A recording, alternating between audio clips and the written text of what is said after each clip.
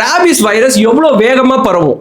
யூஸ்வலா rabies virus வந்து ஏதோ ஒரு இன்ஃபெக்ஷன் மூலியமா நம்மளுக்கு வந்துடுச்சு அப்படின்னா, அது அட்டாக் ஆயிடுச்சு அப்படின்னா, சப்போஸ் அது காலு கையில ஒரு பைட்டால அஃபெக்ட் ஆயிடுச்சு, அதனால ரேபிஸ் நம்மளுக்கு பரவுது அப்படின்னா, அதோட மெயின் மோட்டிவே ரேபிஸோட வைரஸ் நம்மளோட சென்ட்ரல் நர்வஸ் சிஸ்டம், பிரெயின்ல இருக்க அந்த சென்ட்ரல் நர்வஸ் சிஸ்டத்தை அஃபெக்ட் பண்ணி அதை காலி பண்ணுன்றதுதான். ஸோ கால்ல இருந்தோ கையில இருந்தோ அந்த நர்வஸ் சிஸ்டத்தை அஃபெக்ட் பண்றதுக்கு ஒரு 14 நாள் வரைக்கும் எடுக்கும். அது வந்து கழுத்து பகுதியிலயோ இல்ல வாய்ப்பகுதியிலயோ இல்ல ஃபேஸ்ல எங்காவது கடிச்சது அப்படின்னா யூஸ்வலா ஒரு 4-5 நாள்லயே அது வந்து டைரக்டா சென்ட்ரல் நர்வஸ் சிஸ்டத்தை அட்டாக் பண்றதுக்கு நிறைய சான்சஸ் இருக்கு. அது மட்டும் இல்லாம குழந்தைங்களை இது மாதிரி அஃபெக்ட் ஆச்சுன்னா 7 நாள்லயே அதோட சிம்டம்ஸ் சிவியரா தெரியும்.